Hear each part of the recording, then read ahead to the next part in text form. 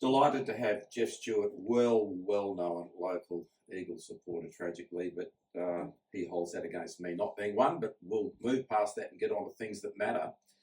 Geoff, your son Mitch has been with us now for the best part of, 12, 13 years. He's actually one of our most longest-serving team members.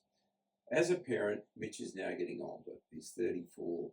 Can you share with us what are your greatest anxieties for, let's face it, in 20 years' time, we're going to be getting older, Mitch is going to need to be independent. Can you run us through some of the anxieties around that? Yeah, well, I think you hit it on the head. I think any parent of anyone with a disability, your biggest fear is that social isolation. That's always been a mainstay of our things for Mitch, and so it's about not just existing but thriving in any community. And so Mitch is just a big part of Dunsborough community, and through not only working with your office but also volunteering at Binny's and other places as well, and library, and so he does a lot, and that goes, as I said, along with what you said about that community isolation. That's what we want to do. So when there comes a time for independent living considerations, that's really at the forefront of us, because Mitch is always going to be on the back foot, so to speak, and not that he should be, but because when he's up, he wants something. Well, people have different views of people with disabilities and things like that. So it's about, I like the idea of that face-to-face contact that Ray spoke about, and Stu, what you did as well. I think that's so important. We need to show property managers and real estate officers and the like just how valuable people with disabilities are to being a thriving member of the community, and with that comes hopefully the opportunities to live independently and be able to secure such going forward. It's just so important, as you said, Joe. We're not getting any younger, and that community isolation is the biggest thing, and that is on our mind. And so if we can do anything at all to actually improve the chances, the opportunities or whatever, that's so important, because people like Mitch are doing it every day.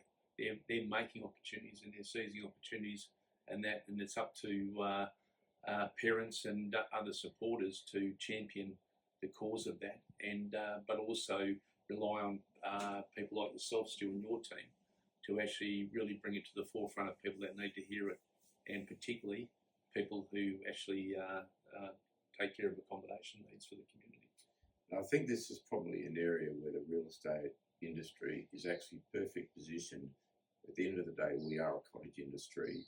Even the biggest names still operate in small communities, and that ability to connect with people, and we provide the perfect environment where someone with a disability come in and spend half a day a week. So it's something certainly that I really urge all estate agencies to get on board with, because having been through the experience, the benefits are massive. You just end up with a much, much softer interface of your office towards the community. And at the end of the day, that is actually all we do. That is what we're about.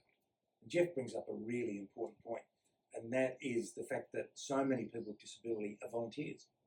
Now, we know we don't have enough volunteers in our communities, and throughout the whole of the Southwest, people with disability who are doing work in libraries and community centres and other places, they're actually helping to gel that community together. So it's so important that these people can find somewhere to live and be somewhere that's secure. And it's also important for everyone that you have social participation. It's one of the things that we strive to do at Advocacy WA, and particularly around some of the more isolated towns in the Southwest, because one of the worst things for a person's mental health is social isolation. Yeah, I think this is a common theme and a common thread we're getting, and that's socialisation. And we'll move on to this in another video, because addressing the socialisation on location, choice of home, all these sorts of things, we can come back and have a chat with a property manager about how to overcome some of these issues.